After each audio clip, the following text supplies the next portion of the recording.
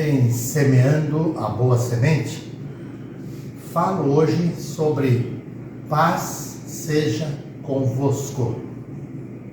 E quando se fala em paz, nos tempos que nós estamos vivendo, certamente é algo que mexe com todos nós.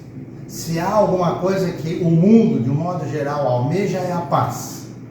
Mas nós temos visto as guerras se multiplicando, as questões, os problemas entre nações, mas entre famílias, enfim, a paz que tanto almejamos me parece ausente e distante de fato de cada um de nós.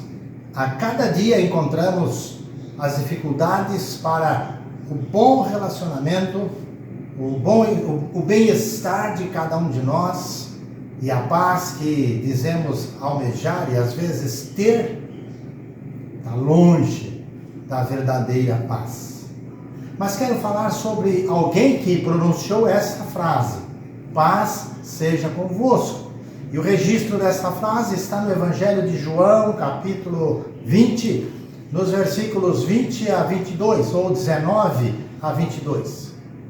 E está ali marcando um momento especial na vida dos discípulos de Jesus, quando Jesus acaba de ressuscitar.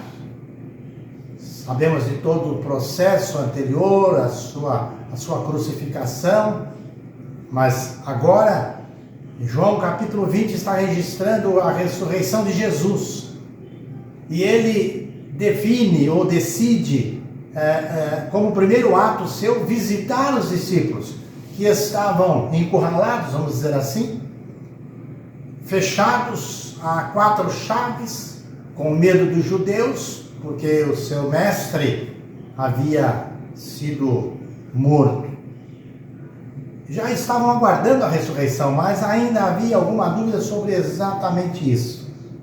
Jesus então aparece ali no meio dos discípulos, sem pedir para entrar, entra, e agora, chegando no meio dos discípulos, ele tenta mostrar que ele é ele mesmo, não é outro.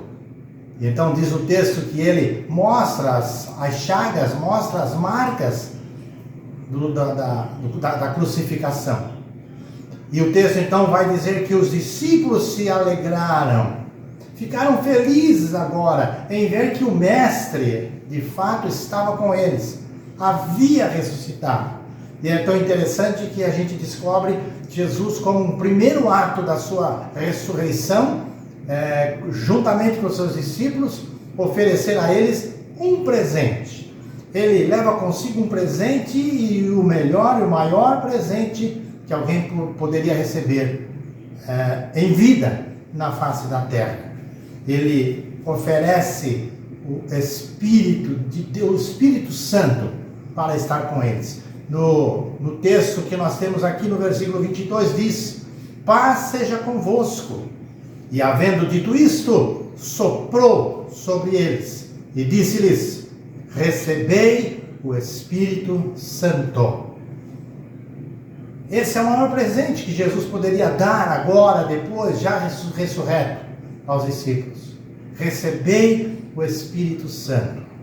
Sendo, sem dúvida alguma, o primeiro ato de Jesus ao ressuscitar, certamente isso marca a importância da presença do Espírito Santo em nossas vidas.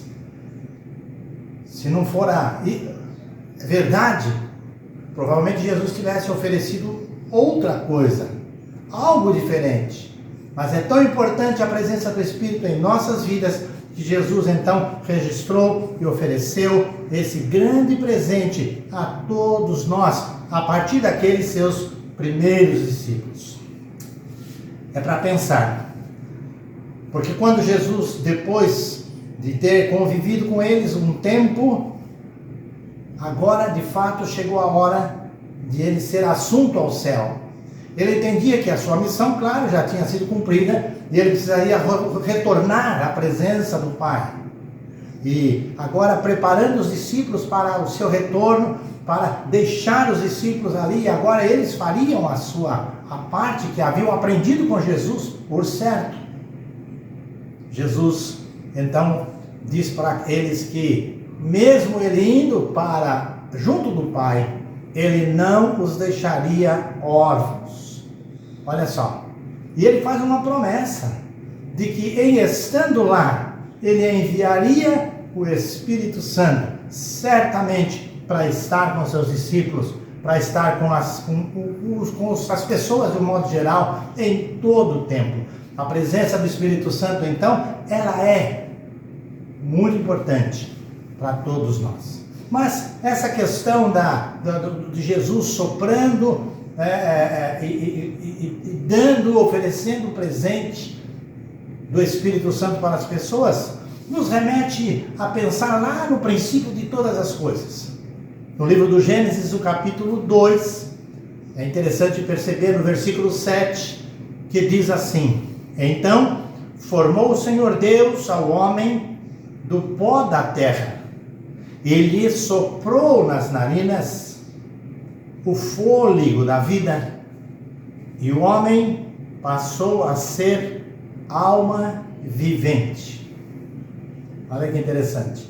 Passou a ser alma vivente. Quando Deus então sopra nas narinas lá de Adão, o homem, a humanidade de um modo geral, passa a ser alma vivente. Agora, Jesus sopra sobre os discípulos e oferece o Espírito Santo. Olha que coisa interessante. Então, eu quero concluir pensando assim: no Éden, o homem foi feito alma vivente. Alma vivente. Referente à vida física. Então, sujeito ao finito. Ele poderia estar, ele não teria condições de permanecer fisicamente todo o tempo. Mas em Jesus Cristo, nós fomos feitos espirituais. E por sermos espirituais, somos eternos. E é importante que, realmente, pelo convencimento do Espírito Santo, cada um de nós e toda a humanidade receba esse Jesus como seu único e suficiente Salvador. E recebendo esse Jesus, certamente recebe com ele o Espírito Santo, porque ele deu, ele ofereceu a todos.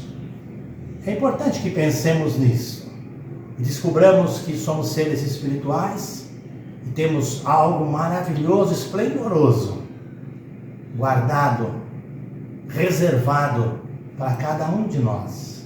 Quando desta terra partirmos, estaremos vivendo em um lugar lindo e maravilhoso, chamado céu, na presença direta de Deus e certamente na comunhão com Jesus Cristo, o nosso Senhor e Salvador.